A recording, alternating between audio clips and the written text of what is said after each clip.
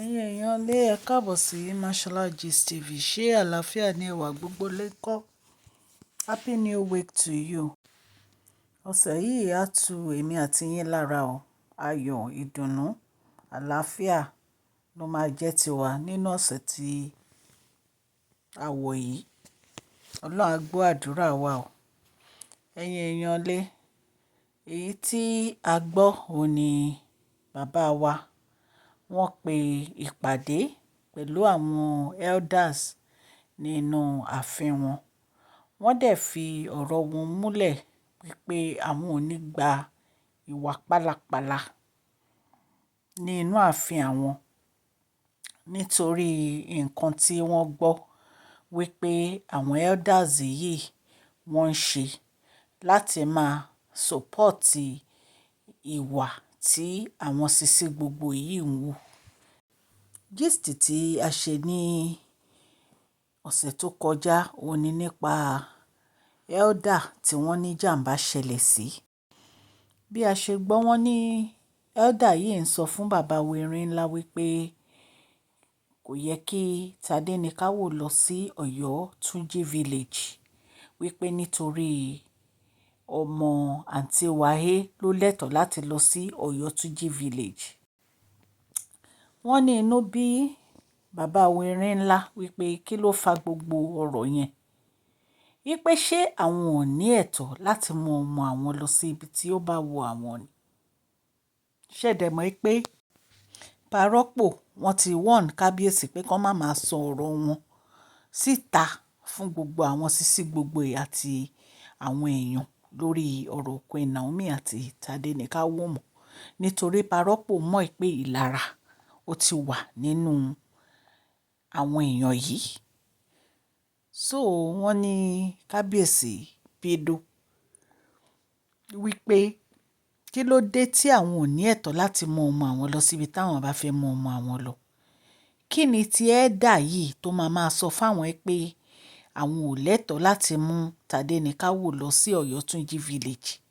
Wípé ṣé elder yìí ló máa pàṣẹ fún àwọn ni. Wọ́n ní bí bàbá wẹ̀rin ńlá ṣe ní ẹni tó bá ta fẹ́lẹ́fẹ́lẹ́ iṣẹ́ ń sọ̀dà wọn òun ló máa kọjú ìjà sẹ́ni yẹn o. Wọ́n ní gbogbo wọn wọ̀ sí bí omi odò ni. Wọ́n náà ya dákẹ́ jẹ́ ẹ̀yin èèyàn lé. Ẹ̀yin náà dẹ̀ mọ̀ pé àtìgbà tí ìyá onífá ti dé inú ààfin gbogbo àwọn ìwà rádaràda èyí tí àwọn sisi wa gbogbo yìí ń wù gbogbo ẹ̀ ó dópin ni nítorí àṣírí kan ń tú ni. Recently la gbọ́ ti àṣírí ère ọkọ àti aya tí àǹtí wa tán gbé wọnú pálásì. Wọ́n sì wà lórí ọ̀rọ̀ yẹn báyìí tán náà àwọn fámílì wọn wá ń bẹ̀bẹ̀. Ẹ lè rí wọn pọ̀ torí mo rí táwọn èèyàn kan ní ṣe bí kábíyèsí àti ẹ̀ ṣe bọ́jọ́ lọ sí birthday bàbá wa Ọbásanjọ́. Lóòótọ́ wọn lè jáde náà ṣé bọ́kọ àti ìyàwó ni wọ́n. Ìyẹn ò ní pé wọn ò jà náà ṣé ọkọ àti ìyàwó kì í jà ni. Ọkọ àti ìyàwó ń jà anytime náà ń jà. Ṣùgbọ́n tó máa ń jà ṣé ìjà wọn wá máa gbé já síta wípé à ń jà o àbí wọ́n á dé ta wọn ní sọ̀rọ̀. Wọ́n ń ṣe ìwádìí lórí àwọn ìwà yìí tí àǹtí wa mú wù. Yàtọ̀ sí yẹn wọ́n ní wọ́n ra màálù wọ́n wá fi bẹ bàbá wẹ̀rin ńlá. Wọ́n ní bàbá wẹ̀rin ńlá ní ọ̀rọ̀ ti kúrò ní ọwọ́ àwọn o. Ìpè tí ìwádìí bá sílé àǹtí wa lórí wọ́n á pè fún nítorí pé àwọn ti dákẹ́ tó nínú ààfin àwọn pẹ̀lú gbogbo àwọn ìwà tó ń wù yìí. Allegedly bá ṣe gbọ́ o. Bẹ́ẹ̀ náà ni a tún gbọ́ wípé ọmọ ọ̀dọ̀ tí wọ́n assign fún àǹtí wa wọ́n ní bó ṣe mú ọmọ ọ̀dọ̀ nìyẹn o. Tí wọ́n ní kí driver kan máa bá ọmọ ọ̀dọ̀ kan lọ máa kíìkì ọmọ ọ̀dọ̀ ní inú ààfin bàbá wẹ̀rin ńlá títí tọmọ yìí fi lóyún. Ìgbà tọmọ yìí lóyún wọ́n wá lọ fi ọmọ yìí pamọ́ sí village kan. Ó dẹ̀ ti promise ọmọ yẹn wọ́n ló ti promise ẹ̀ ní 10 million. wọ́n ní ìgbà tí ìyá onífádé torí pé gbogbo àṣírí ti ń tú bó ṣe sọ fọ́mọ yẹn pò yọ̀ǹda ìkọ́mọ máa lọ nìyẹn ló bá kó 500,000 lé ọmọ lọ́wọ́ bí àwọn òbí ọmọ ṣe mú ọmọ wá sí inú pálásì nìyẹn tí gbogbo àṣírí tú síta ìgbà tí àǹtí wa ẹ máa sọ̀rọ̀ ló bá ní ọmọ ńlọ òun ló ní oyún inú ẹ̀ ńlọ ẹ̀kẹ́ ló ní oyún inú ta ni ìgbà tí wọ́n máa wádìí lọ́wọ́ bá rí i pé dráìvà ẹ̀ ló ń kìkì ọmọ yìí wọ́n ní dráìvà ti sá lọ sí Republic of Benin wọn ò tí ì rí dráìvà yẹn dìsìn bá ṣe ń sọ gist yìí allegedly bá ṣe gbọ́ ò ṣé rí gbogbo àwọn ọ̀wà yìí ó tojú sú bàbá wèrè ńlá ìtorí ẹ̀ ni wọ́n fi ní ancient sword ó máa jà ẹ dẹ̀ rí i pé gbogbo nǹkan tó máa ń ṣe báyìí ṣeré ń tú ni gbogbo nǹkan tó máa ń ṣe báyìí ṣeré ń tú ni ẹ wo tàǹtí wa náà tán ló gbé ritual tán ló lọ ṣe ritual tán ní omi ipe gbogbo igbá gbogbo ẹ̀ ṣe ló ń gbọ̀n odò omi ń gbọ̀n gbogbo ẹ̀ ń gbọ̀n ní inú ibi tó ti lọ ṣe odò tó ti lọ ṣe ritual wọ́n ló ń gbóná ló ń gbọ̀n báyìí ni wọ́n ní bó ṣe sá òun àtàwọn tán lọ síbẹ̀ wọ́n ṣe sá wá sínú ààfin bàbá wèrè ńlá nìyẹn tí bàbá wèrè ńlá ń sọ fún wọn pé ṣé àwọn nìkan ṣé ó sọ fáwọn pé òun fẹ́ lọ ṣe sacrifice níbi tó lọ so ní ìsìn ancient sword yìí ó ń ṣiṣẹ́ o ó ń fi ojú àwọn ẹni bí ó ń fi ojú wọn kedere báyìí síta ló ń fi ojú àwọn ẹni bí hàn bàbá tá a gbọ́ pé wọ́n ní jàǹbá ṣẹlẹ̀ sí nínú àwọn ẹ̀dà kábíyèsí wọ́n ní gbogbo àwọn fámìlì wọ́n ti wá ń bẹ bàbá wèrè ńlá o wípé kí bàbá wèrè ńlá ṣàánú ẹ̀dà yìí àwọn ẹ̀dà tó yẹ pé wọ́n máa ń gba owó lọ́wọ́ àwọn sisi gbogbo tó yẹ pé jẹkújẹ náà ń jẹ tó yẹ pé ẹ máa ṣáìdì àwọn sisi gbogbo yìí nítorí nǹkan tó ń fún yín láti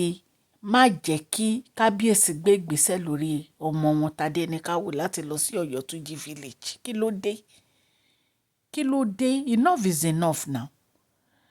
ẹ dẹ̀ mọ̀ pé kábíyèsí ti ní sùúrù tó lórí gbogbo ọ̀rọ̀ wọ̀nyí bàbá wèrè ńlá ló rán àwọn ọmọ yín lọ school àwọn náà ń ṣe gbogbo nǹkan tó yẹ kán ṣe fún yín ẹlòmíì nínú yín gan ilé tó ní ó fẹ́ tó 4 tó jẹ́ pé ẹ ti kọ́ ìgbà tí bàbá wèrè ńlá ń ṣe ọdún ajé gbọ́ nǹkan tí àwọn olóyè yìí tó gbàdúrà sọ ó ní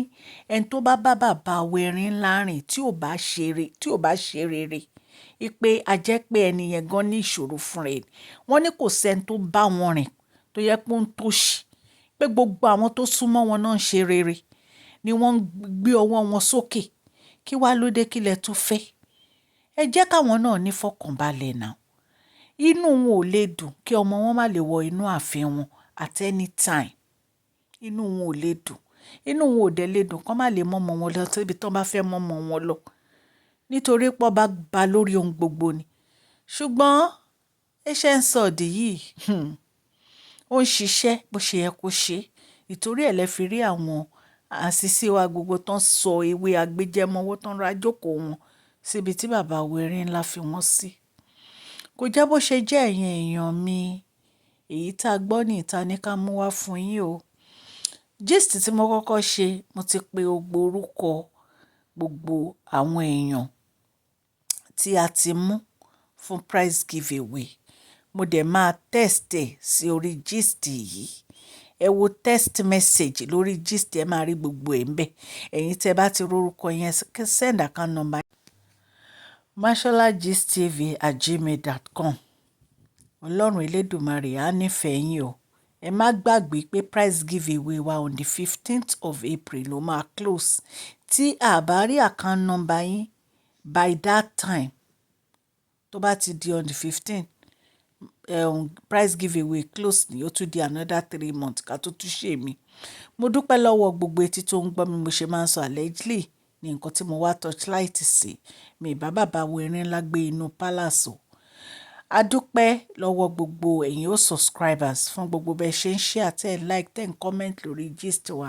ọlọ́run á bá mi gbọ́wọ́ yín sókè ẹni tọrọ jẹ ẹni tọrọ mọ ẹni ẹlẹ́ni ò ní gbà ṣe yín ṣe o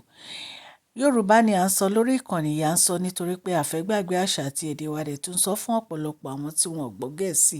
Sọ̀rọ̀ nípa celebrity gist, royal gist, politics àti gbogbo nǹkan tó ń ṣẹlẹ̀ ní agbègbè orílẹ̀-èdè bàbá wa ní ilẹ̀ Nàìjíríà. Tẹ́ bá ti subscribe ẹ tẹ notification bell yín so that tá bá ti post any gist ẹ máa rí. Òkè òkè ni ọlá yín á máa lọ, ọlá yín ò ní lọ ìsàlẹ̀ láéláé. À ń ṣe advert fún collection center store. Ẹ ti rí àwọn bàtà wọn tá a display sí orí gist yìí. Ẹ kàn sí wọn ní collectioncenterstore@gmail.com. Please share this video, like and subscribe. God bless you all. Mashola Gist TV ń kí yín o.